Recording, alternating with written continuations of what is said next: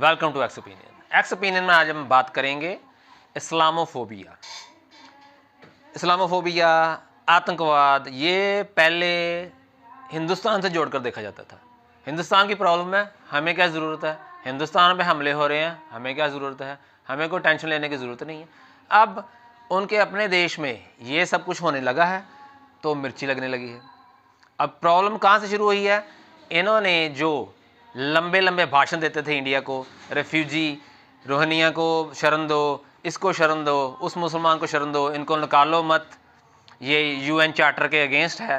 अब क्या हुआ, इन्होंने जो सीरिया में, जो इराक में जो विस्थापित हुए थे मुसलमान, वो अपने देश में बांटकर कोटा सिस्टम के आधार पे शरण देनी शुरू कर दी। चलो, शरण देने तक तो ठीक था। अब क्या हुआ कि वहाँ पे इन्हों को घर भी मिल गए, नौकरियाँ मिल गई, काम कर रहे हैं।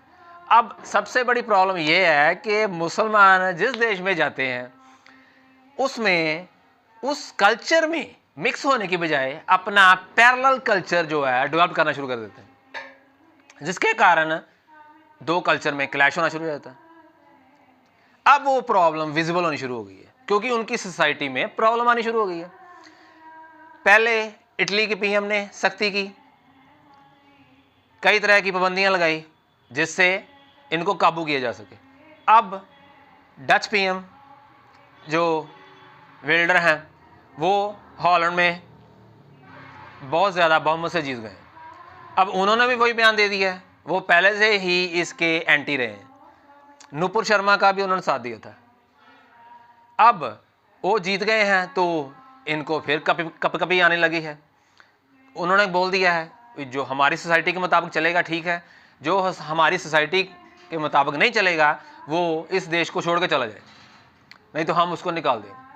बात इससे पहले हॉलैंड के पीएम ने बोली थी, जब उनसे पूछा गया था कि आप शरणार्थियों को लेंगे, तो उन्होंने कहा था मैं इलीगल इमिग्रेंट्स को अलाउ नहीं करूंगा, एक भी इलीगल इमिग्रेंट पोलैंड में शरण नहीं दिया जाएगा। हाँ, लीगली आप आ सकते हैं। अब वही बात डच पीएम भी दोहरा रहे हैं। Legally, you're not allowed. We are reacting. Well, first of all, plenty of people are coming into Europe legally as asylum seekers. You have a legal right to asylum from places like Syria. But you say it's not about religion. You said, quote, we will not receive even one Muslim because this is what we promised. You didn't say illegal immigrants. You said we will not receive even one Muslim. It has nothing to do with the Muslim religion. It's not Islamophobia, as someone's trying to tell us. It's all about this moment and this fact that at 2015, Angela Merkel started this madness, and now this is a problem about Muslims mainly coming to Europe. I'm surprised they are not going to Saudi Arabia, Qatar, or any other rich Muslim countries. They would feel much better, isn't that? Heb ik nog een boodschap aan al die moslims in Nederland die onze vrijheid, onze democratie en onze kernwaarden. En mijn boodschap aan hen is: wegwezen. Vertrek naar een islamitisch land. Dan kunt u genieten van islamitische regels. अब सबसे बड़ी problem जो सबका ठेकेदार है मुसलमानों का, जहाँ भी प्रॉब्लम आती है तो ठेकेदार सामने आ जाता है, पाकिस्तान। वो पाकिस्तान को मिर्ची लगनी जायज़ थी, वहाँ से रिएक्शन आने शुरू हो गए हैं। उनकी पीएम की स्पीच आई है, अब रिएक्शन आने शुरू हो गए हैं पाकिस्तान से।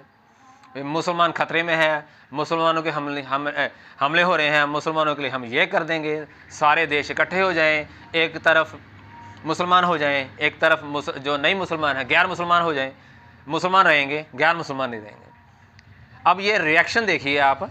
अब मैं ऐलान कर रहा हूं, ये बाकायदा जंग में तमाम आलमीन को ये कहता हूं, इन तमाम नेटो को कहता हूं, इस इंडिया को कहता हूं, इस अमेरिका को कहता हूं, ले आओ अपनी सारी फौज अब अब तुम्हें दिखाते हैं जंग होती क्या है। जो डच पीएम हैं उनकी तरफ से गेट विल्डर्स, उन्होंने जो बात की है, उन्होंने कहा है मुस्लिम्स को गेट आउट फ्रॉम हेयर।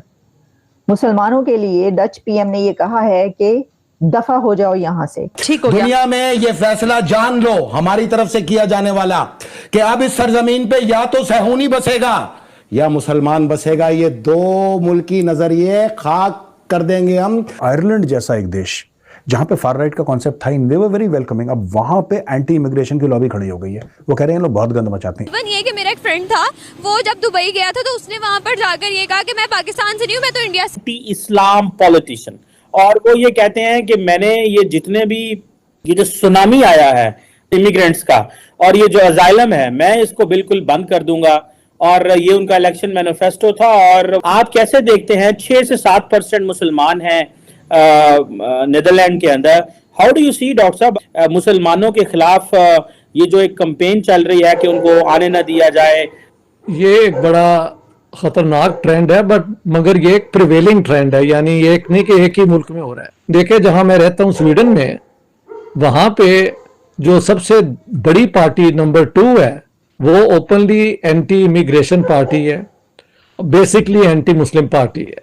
अब ये विल्डर जो है ये तो सरे फरिस्त पे है उन लोगों को जो ओपनली एंटी मुस्लिम है, और इसने कई दफा कहा भी है कि मुसलमान जो हैं वो जुडियो क्रिश्चियन ट्रेडिशन जो है सिविलाइजेशन उसका बिल्कुल हिस्सा नहीं है, इनको यहाँ से निकालना चाहिए। देखिए इस्लामोफोबिया की 2-3, एक तो है एक अग्रेसिव फॉर्म ऑफ इस्लाम भी तो यहाँ पे आया ना, जब से ईरानी फंडिंग जो है शिया मॉस्को ईरान से और सुन्नी मॉस्को सऊदी अरेबिया से फंडिंग हुई, और जो इस किस्म के मौलवी आए उन्होंने एक यानी यूरोप में रहते हुए ये लोगों को कहा कि इनसे आपने दूर रहना है, इनके कल्चर का हिस्सा नहीं बनना, ये है वो है।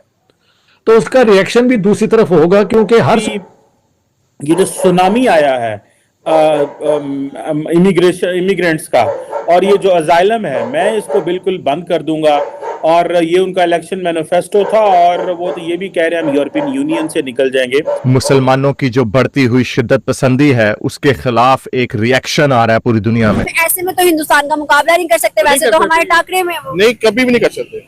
ये ऐसे ये हमें गलत साइड पे लगाया जी, हम हिंदुस्तान का मुकाबला कर सकते नहीं कर सकते। लेकिन क्या वजह है कि वो बंदा पिछले 20 साल से लगा हुआ है इस्लामिज्म के बढ़ते हुए डेंजर के खिलाफ बोलने पर, और हत्ता के अब 20 साल बाद उसकी पार्टी इलेक्शंस जीत गई है।